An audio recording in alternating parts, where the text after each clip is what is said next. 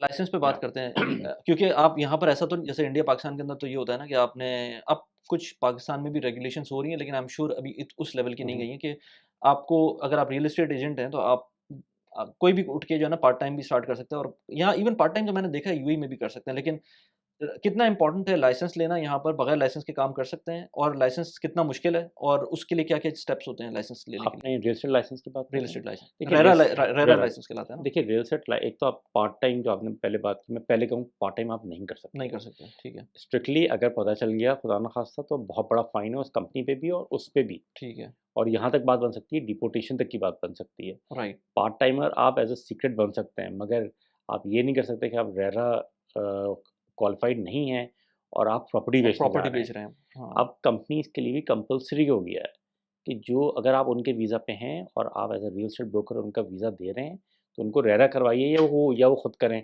अपने पैसों से। हुँ, मगर रेरा क्वालिफ़ाइड होना बहुत ज़रूरी है। अच्छा उसके बहुत छोटे से स्टेप्स हैं, आपने एक कंपनी का वीज़ा लिया, आपकी रेरा की 2 से 3 दिन की ट्रेनिंग होती है दुबई लैंड डिपार्टमेंट में और आपको आपको वो टेस्ट क्लियर करना होता है अराउंड 75% अभी पासिंग मार्क्स हैं उसके। ठीक है, 75 टू 85% वेरी इसलिए नहीं करता है क्योंकि कंपनी ओनर्स के लिए कुछ और है और कंपनी ब्रोकर्स के लिए कुछ और है। राइट, तो आपको पास करना होता है, आपका वो रेरा लाइसेंस आ जाता है, वो 1 साल 11 महीने के लिए वैलिड होता है, ओके, फिर आपको रिन्यू करवाना होता है ठीक उसको। है। तो ये एक छोटा-सा प्रोसेस है, रेरा का टेस्ट कोई बहुत मुश्किल नहीं होता।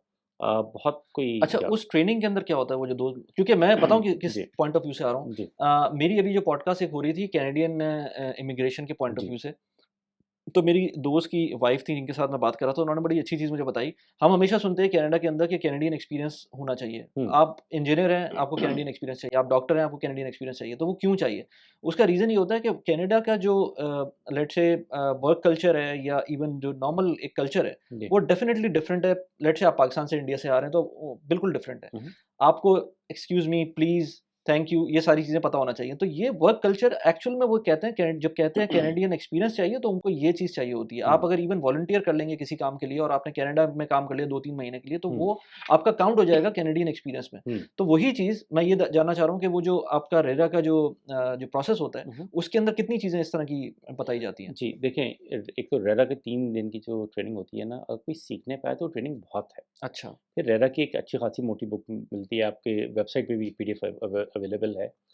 वो आपको ऑलमोस्ट वही चीज़ सिखा रहा है जो आप कनाडा में सीख रहे राइट। हैं। एथिक्स वही सिखा रहा है आपको, पर ऑब्वियसली हर जगह के रूल्स एंड रेगुलेशंस अलग हैं। लेट्स से कनाडा में आपका 6 महीने का कोर्स होता है, यूएस में आपका 6 महीने का कोर्स होता है, जो आपको स्टेप बाय स्टेप क्वालिफ़ाई करना होता है और उसके लिए भी कैनेडियन पीआर होना ज़रूरी है या यूएस का ग्रीन कार्ड होना ज़रूरी है। राइट, राइट, जब राइट, राइट। यहाँ आप आते हैं तो आपको ऐसा क्या वीज़ा लेना है ना एक कंपनी का जिसके जिस ब्रोकरेज में आप लेट्स से काम कर रहे हैं। मगर जैसे आपने कहा कि ट्रेनिंग आपको किस चीज़ की दी जाती है? एमओयूज़ कैसे बनते हैं? कौन-कौन सी डॉक्यूमेंटेशन होती हैं? क्या-क्या लॉज़ हैं? आप कहाँ पे ब्रीच कर रहे हैं कॉन्ट्रैक्ट को या अपने रूल्स एंड रेगुलेशंस को कहाँ पे आप छोड़ रहे हैं हुँ, मार्केट के लिहाज से? हुँ, ये सब चीज़ें बहुत कैटेगोरिकली बताई जाती हैं कि अच्छा यार ये ऐसे होगा और ये भी बता दिया जाता है कि भाई ऐसे ही होगा। हुँ। आपको बेचना आप ओपन हैंड है आपको जी बेचने के लिए, आपको ऑफ़लाइन बेचना है, आपको कुछ और बेचना है। ये भी पता होता है कि आप प्रॉपर्टी मैनेजमेंट का काम नॉर्मल ब्रोकरेज में नहीं कर सकते। शॉर्ट टर्म का काम आप नॉर्मल ब्रोकरेज में नहीं कर सकते। समझा नहीं मैं दोबारा।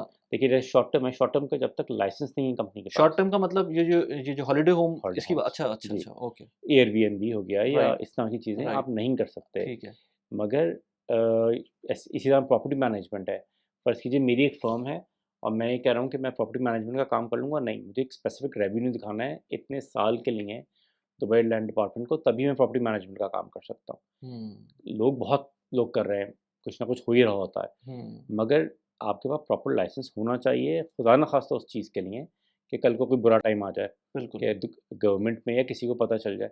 तो आपने जो कहा ना कि एथिक्स वही हैं, हुँ, सब कुछ वही है।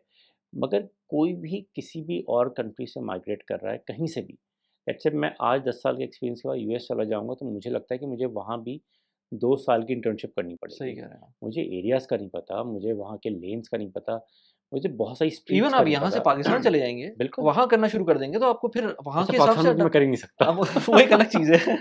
वो एक अलग चीज़ है। नहीं, या अच्छा, इसमें मुझे बताएँ कि इसमें इसमें अमाउंट कितनी लगती है? इसकी फ़ीस कितनी होती है टेस्ट की एंड उसकी कार्ड की? डिपेंड करता है, देखें ये तकरीबन 2500 दिरहम तक की फ़ी है, 2500 से 3000 दिरहम तक की फ़ी होती है ये। ठीक है, और ये इसमें आप 2 दफ़ा एग्ज़ाम दे सकते हैं। ठीक है। एक दफ़ा खुदा न ख़ास्ता आप फ़ेल हो गए तो आप दूसरी दफ़ा भी बैठ सकते हैं एग्ज़ाम में। अच्छा। तो मगर मतलब उसी पैसों में? उन्हीं पैसों में। अच्छा, ओके। मगर नॉर्मली होता नहीं है ऐसा, अगर आप सही ट्रेनिंग से जा रहे हैं और आप कुछ स्टेप्स लेके चल रहे हैं साथ-साथ, हुँ, हुँ। तो मेरे ख़्याल से इतना बड़ा टेस्ट होता नहीं ये है तो किसी के बहुत लिए। कम चीज़ें देखी हैं मैंने कि आपको सेम पैसों में दोबारा ये अटेम्प्ट करवा दें वो। जी, जी, जी। म मेरे ख़्याल से कोई बहुत बड़ा अमाउंट नहीं है, क्योंकि अगर 2500 दिरहम दे के या आप कुछ भी इन्वेस्ट करके आपको और सही प्लेटफ़ॉर्म मिल जाए आपको, और आप 2500 के बदले में 25,000 दिरहम बना लेते हैं, तो हुँ, आपने इंटू 10 तो कर लिया ना अपना प्रॉफ़िट। बिल्कुल। और उसको सीखने का भी एक तरीका है।